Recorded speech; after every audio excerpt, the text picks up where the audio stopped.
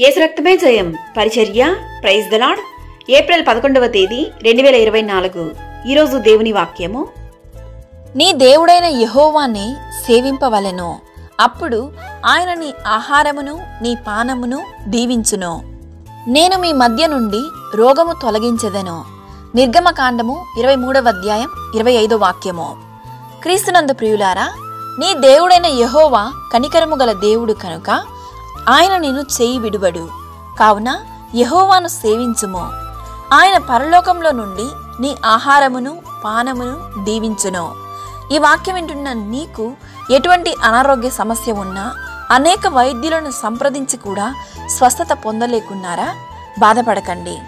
అనేక రాత్రులు మీ అనారోగ్య సమస్యను బట్టి నిద్రలేక కన్నీటితో దుఃఖపడుచున్నారా? ఈ దినాన మీ దుఃఖ దినములు సమాప్తములగును. నేను మీ మధ్య నుండి రోగమును తొలగించెదను అని దేవుడు వాగ్దానం చేస్తున్నాడు. కావున మీరు ఆయన యందు నమ్మకంతో వేచి ఉండండి.